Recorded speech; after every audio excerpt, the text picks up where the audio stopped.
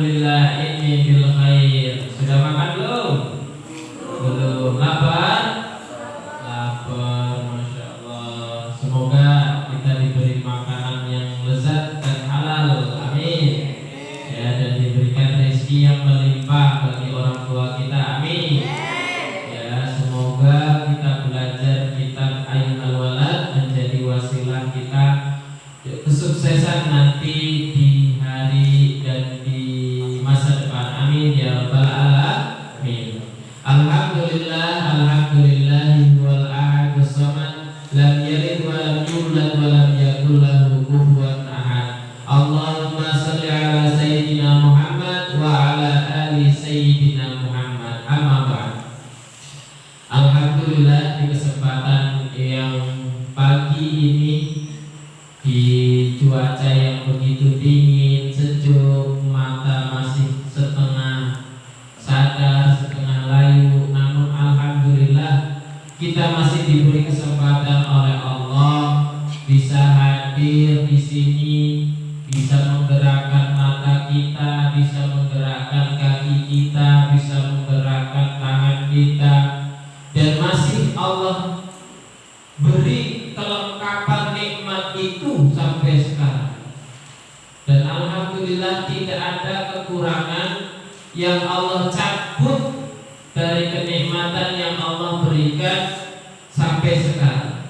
Maka patutlah kita sebagai hamba yang beriman, kita senantiasa mengucapkan alhamdulillah birabbil alamin.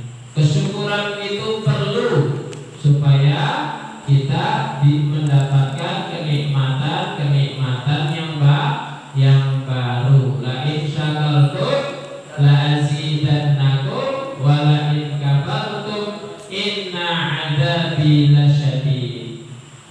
Baiklah, sebelum kita mulai, fa khairul ma nattabi'u hadza ta'lim naqra sab'al masani li mu'allifi hadzal kitab asa an yanfa'ana bi ulumihi. Al-Fatihah. A'udzu billahi minasyaitonir rajim. Bismillahirrahmanirrahim.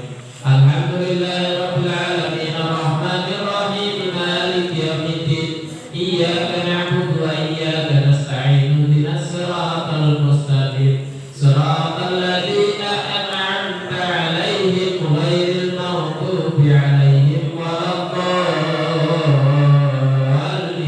Amin ya rabbal alamin. Baik, kita lanjutkan.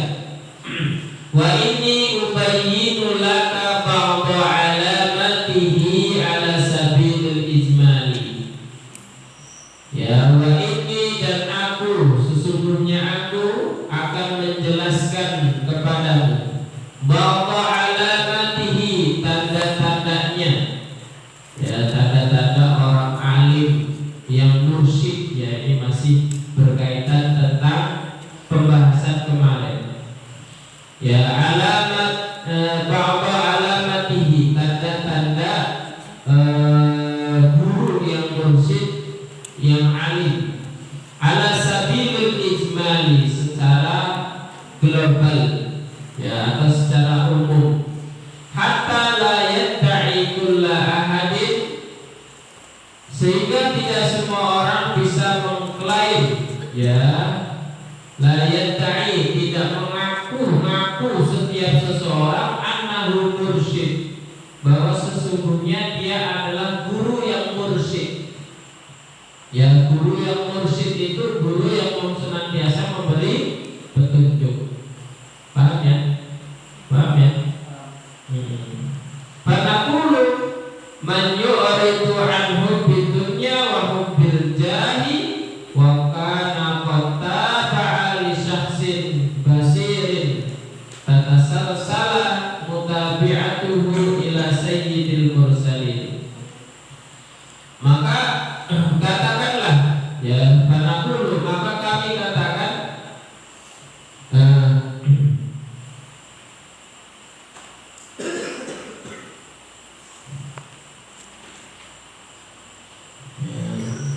man yuridu an hubbid dunya, barang siapa yang berpaling, ya, an hubbid dunya, dari kecintaan terhadap terhadap dunia, wa hubbil jah, dan kecintaan terhadap jabatan, wa kana qad taba'a li syahsin, maka dia adalah merupakan pengikut seseorang basirin, yang memiliki penglihatan, tatasalsala mutabi'atuhu, dapat menghubungkan pengikut-pengikutnya, mutabi'atuhu ila sayyidil mursalin, kepada pemimpin-pemimpin para rasul sallallahu alaihi wasallam. Wa kana muhsinan riyadata nafsihi, orang yang mursid itu senantiasa muhsinan, berbuat baik atau memperbaiki diri. Riyadata nafsihi, dengan melatih hawa nafsunya. Biqillatil akli, dengan senantiasa mengurangi makan. Wa qawal qauli, dan mengurangi ucapan. Wa naumi, dan mengurangi tidur. Tapi apa yang diperbanyak? Wa kasratis sholawati, tapi memperbanyak sholat. Was-shadaqati, dan memperbanyak sedekah. Was-shaumi, dan memperbanyak puasa. Itulah yang dinamakan mursyid, guru yang hendaknya kalian ikuti. Tanda-tandanya apa? Ikutan. Jadi alamatul mursyid, tanda-tanda seorang guru yang bisa memberi petunjuk dan baik untuk kalian ikuti adalah orang yang senantiasa apa?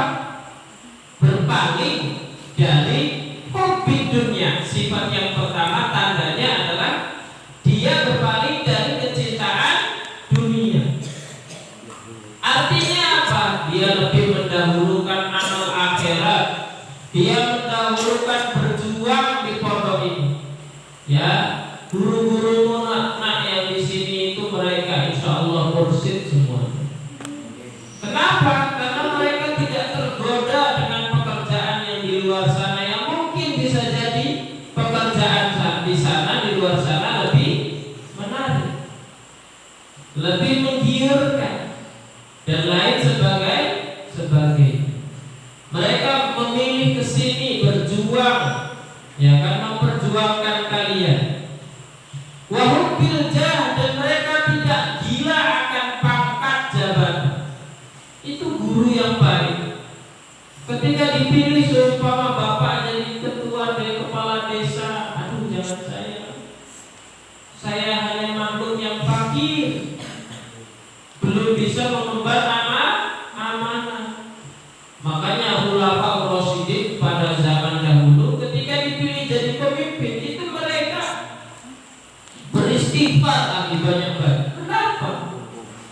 Karena jabatan itu amanah, bukan kebanggaan semata. Lucunya di zaman kita sekarang ini, orang yang mau jadi presiden rebutan, orang yang mau jadi kepala desa rebutan, orang yang mau jadi menteri rebutan, orang yang mau jadi pejabat rebutan. Padahal kalau mereka tahu dan sadar bahwa setiap jabatan yang mereka tempuh itu akan diminta pertanggungjawabannya di hadapan Allah.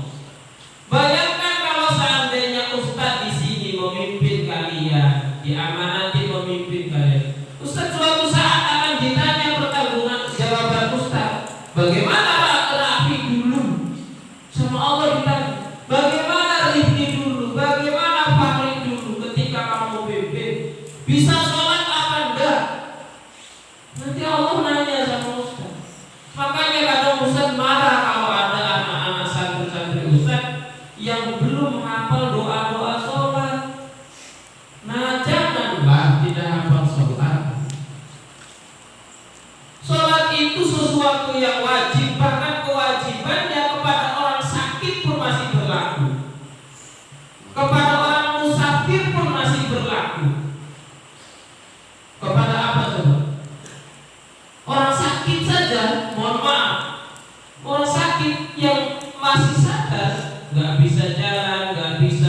bergerak, masih tetap kewajiban. Paham ya? Musafir kalau puasa boleh tidak puasa, tapi kalau musafir boleh nggak tidak sholat? Nggak boleh, tetap wajib sholat. Sholat itu kewajiban yang tidak bisa ditolerir. Yang ditambah lagi suatu saat Ustaz ditanya pertanggungjawabannya di akhirat. Oh ini Quran, kenapa kamu, nanti Allah tanya, malaikat tanya sama Ustaz, kenapa Quran itu bisa nggak dia sholat? Gak usah mau jawab apa. Jadi kalau Quran bisa ya sholat ya, alhamdulillah. Alhamdulillah. Ditambah lagi doa-doanya ya, biar kayak imam-imam Sudes. Ya imam-imam Masjid Istiqlal doanya itu masya Allah merdu-merdu. Maka silakan doanya diperbanyak. Ya doanya diperbanyak, ya kan? Kalau ada latihan iman silakan dipelajari. Kalian bayangkan bahwa kalian suatu saat akan menjadi imam masjid. Suaranya belajar dimerdukan, tilawahnya dibetulin, makharijul hurufnya difasihkan. Paham tuh mana? Jadi adanya pembelajaran imamah itu silakan digunakan sebaik mungkin untuk memperbaiki sholat dan memperbaiki diri supaya suatu saat kalau jadi imam kalian sudah siap dan sudah terbiasa. Baik kepada itu tanda yang pertama. Tanda yang pertama dia berpaling dari kecintaan dunia. Yang kedua dia berpaling dari kecintaan jabatan. Ya. Dan dia senantiasa akhirnya orang yang sedemikian itu ya pandangannya akan menyambung dengan siapa tadi? Mengikuti Nabi Muhammad Shallallahu Alaihi Wasallam. Tanda yang ketiga berarti dia selalu muhsinan, berbuat baik. Ini tanda mursyidnya. Ustaz urut, tapi banyak sekali penjabarannya. Ustaz urut ya. Muhsinan senantiasa berbuat baik. Riyadhatan nafsihi, dia senantiasa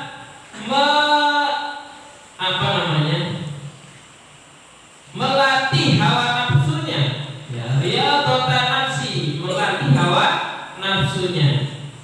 Ya, berarti ada berapa itu?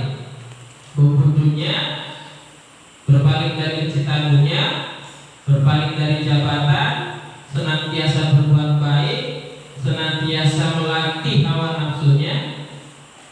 Dengan cara apa? Ada caranya melatih hawa nafsu ini. Barangkali mohon maaf, ada yang pengen tahu Ustaz bagaimana cara melatih hawa nafsu kita Ustaz supaya tidak ngantukan ketika belajar. Itu hawa nafsu itu.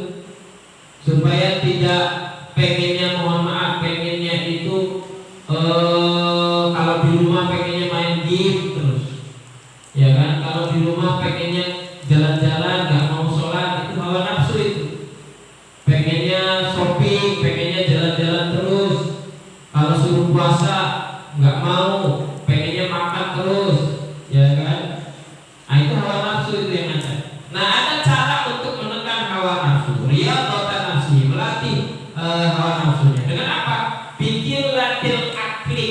Pertama, cara yang pertama untuk menekan, melatih hawa nafsu itu kilatul akli. Dengan apa namanya? Kilah itu apa? Kolil. Mana kolil?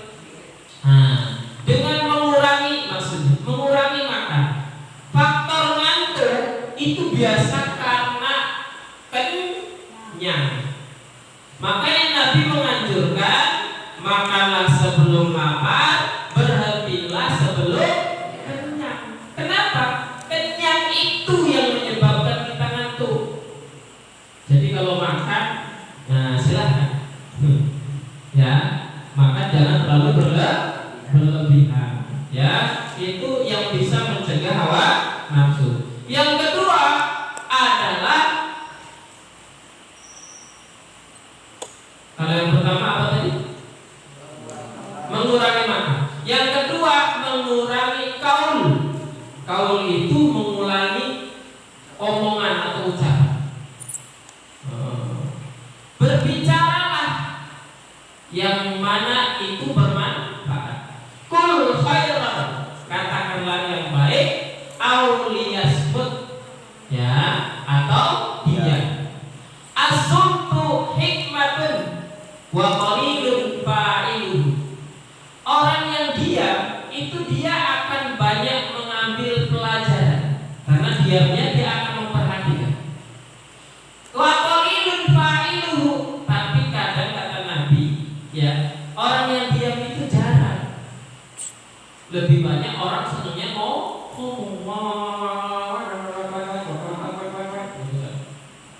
banyak, itu gak ada remnya, terus saja. Apalagi kalau sudah marah, di absen semua binatang-binatang. Ya, maka silahkan. Nabi itu tidak banyak berbicara, tapi ketika bicara itu ucapannya penuh hikmah. Apa itu hikmah? Penuh dengan pelajaran di hidup lagi. Bayangkan, Nabi itu kalau ngomong, sekali ngomong itu jadi hadis.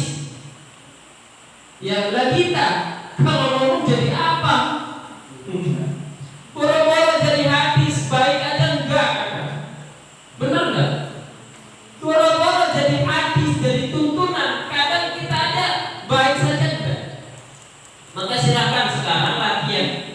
Omongkan omongan yang baik, ya, atau dia qul khairan aw liyasmut. Ya, katakan yang baik atau dia. Boleh bawel, Ustaz anjurkan bawel boleh. Ngomong silakan semau kalian boleh. But with English or Arabic. Ya. Bolehnya di sini. Untuk melatih berbicara bahasa Arab, bahasa Inggris boleh. Kalian ngomong terserah. Ya, karena memang untuk melatih belajar bahasa Arab, bahasa Inggris diperlukan kita untuk sering ngobrol. Tapi untuk perilaku sehari-hari sesuai Nabi, silahkan dibatasi ucapannya, karena itu bisa melatih hawa nafsu. Kemudian selanjutnya mengurangi naum, itu untuk melatih hawa nafsu. Nah, tidur kita ini sudah cukup, sudah 6 jam, jangan ditambah lagi. Ustaz sudah bilang, subuh ngantuk, SMP ngantuk, setelah ini baca Quran ngantuk, setelahnya lagi ilmu mufradat ngantuk, setelahnya lagi gulung, ya, dibuka kasur ngantuk lagi, di kelas ngantuk. Aduh ya Allah, kapan hidupnya? Ya, kapan hidupnya? Ya, karena tidur juga itu merupakan hawa nafsu. Yang sedikit 3 itu makan, ngobrol, ya, sama tidur. Nah, dianjurkan untuk memperbanyak. Apa yang diperbanyak? Wa kasratis sholat, banyaknya sholat, wasodaqah, sedekah, wasaum, dan puasa. 3 ini yang harus diperbanyak. Paham ya? Jika hal-hal tadi sudah ada di dalam guru kalian, ikuti. Ustaz katakan ikuti, jangan tinggalkan. Ya, karena dia adalah sebaik-baik al-muallim mursyid, sebaik-baik guru yang akan memberi petunjuk baik kepadamu. Tanda-tandanya tadi yang Ustaz sudah sebutkan. Apa saja tadi? Berpaling dari cinta terhadap dunia, cinta terhadap jabatan, apalagi senantiasa berbuat baik, melatih hawa nafsunya. Dengan cara apa melatih hawa nafsunya? Mengurangi makan, ucapan, tidur. Memperbanyak apa? Memperbanyak sholat, sedekah, dan puasa. Kalau ada orang yang bisa melakukan seperti ini, Ustaz katakan sekali lagi, jangan tinggalkan. Datang sifat-sifat tersebut. Kalau kamu bisa menjadi orang yang seperti itu juga, kamu juga layak menjadi orang yang alim dan mursyid. Kamu layak diikuti oleh orang-orang lain untuk belajar kepada kalian. Ya usikum ya nafsi, semoga kita termasuk orang-orang yang alim. Ya, bukan hanya alim tapi juga mursyid seperti yang dikatakan kitab Ayyuhal Walad. Ya, sehingga kita nanti suatu saat bisa doakan kalian kalau mau jadi pejabat yang banyak diikuti karena kesolehan kalian, karena mursyidnya kalian. Kalau kalian jadi pengusaha yang banyak diikuti karena kesolehan kalian dan karena kemursyidan kalian. Kalau jadi guru, alim, ulama, kalian juga banyak santrinya, banyak pengikutnya, banyak jamaahnya. Suatu saat karena kalian soleh dan kalian juga seorang mursyid. Naqra al-masani al-Fatihah. A'udzubillahi minasyaitonir rajim. Bismillahirrahmanirrahim. Alhamdulillahirabbil alamin arrahmanir rahim maliki iyyaka na'budu wa iyyaka nasta'in ihdinas siratal mustaqim siratal ladzina an'amta 'alaihim ghairil maghdubi 'alaihim waladdallin.